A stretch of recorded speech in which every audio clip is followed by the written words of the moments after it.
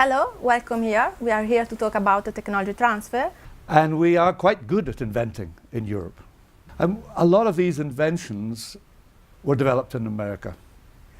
In Italy, for technology transfer to bring the known and visible results that it has brought in the US, it takes long sustained support from the political level and the administration level in order to be able to build a portfolio of patents and to attract the kind of individuals with a strong business and science background that can match these patents and these portfolios of inventions to the correct industry stakeholders. Let's go deeper in the discussion and talk more about the key pillars of technology transfer. People often think that technology transfer is about introducing a scientist to a person in industry. And sometimes that works. Occasionally that works. That takes technology transfer people, legal framework, and and a process that is a professional process. So what it takes to be a good technology transfer professional is the ability to appreciate and understand the various needs and goals of the academic scientists, the clinician in a hospital, and the industrial partner.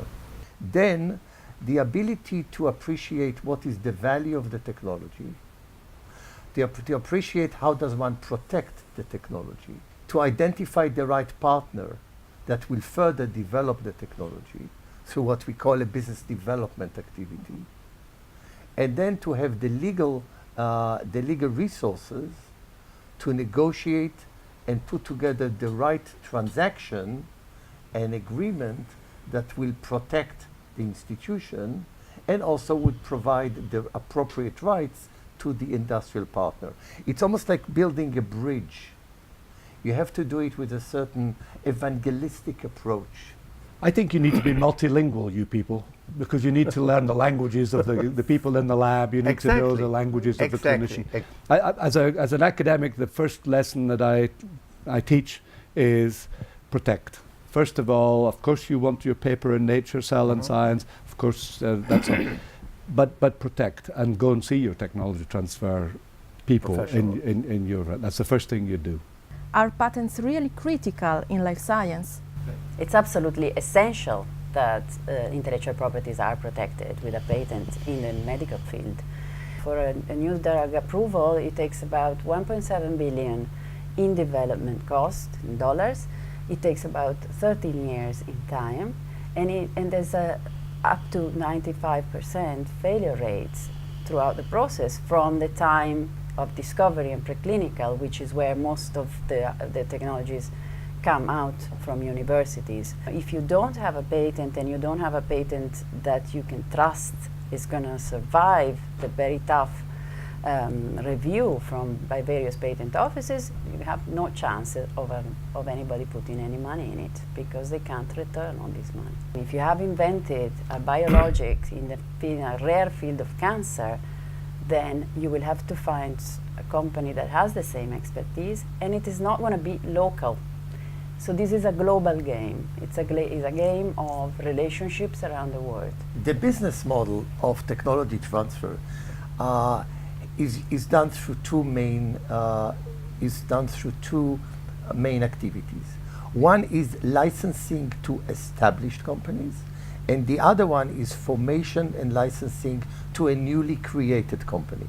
Most of innovation in coming from a hospital or an academic institution are very early stage. So what Daniela and I and our respective programs do, we also look at the R&D roadmap to see what it would take for this technology that it could be licensed, and where will these resources come from.